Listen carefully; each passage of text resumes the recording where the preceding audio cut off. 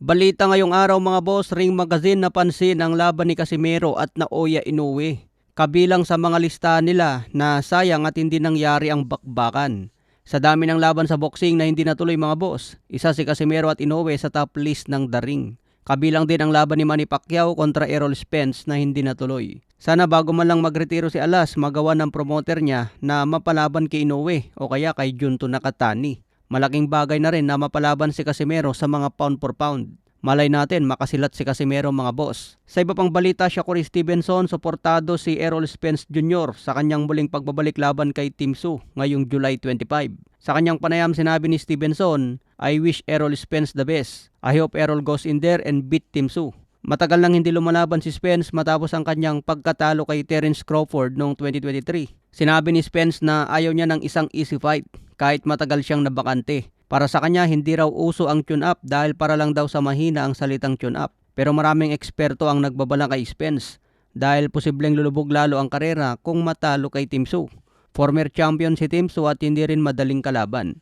Pero ayon sa boxing odds, dehado si Tim Tszyu at yamado pa rin si Spence. 1,000 na taya kay Spence, mananalo ng 1,610. Samantala kay Tim Tszyu, 1,000 tamang 2,170. Sa iba pang balita, Christian Mbili naniniwalang humihina na si Canelo Alvarez.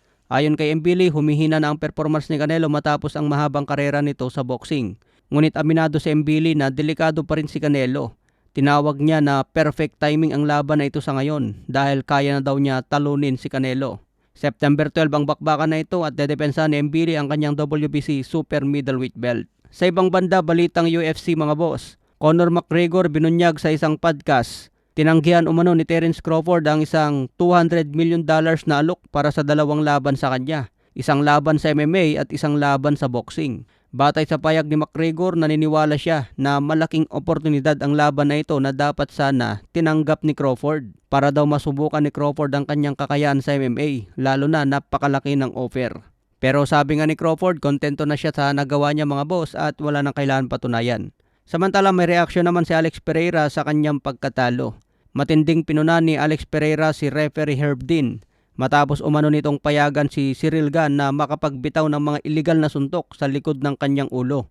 Makikita sa video na sinisiko ang likod ng ulo ni Pereira na hindi man lang pinagbawalan ng referee.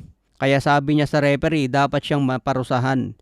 Napakaseryoso ng larong ito, dapat siyang managot sa batas. Samantala nagbigay din ng reaksyon si Pereira kay Jon Jones matapos ipakita ang kwentas bilang GOAT. Sabi ni Pereira, napanood ko ang video ni Jon Jones at sa totoo lang nagulat ako. Kung isa sana ako sa mga taong nang asar kay Jon Jones at naghamon sa kanya at pagkatapos ay natalo ako, maiintindihan ko pa na asarin niya ako.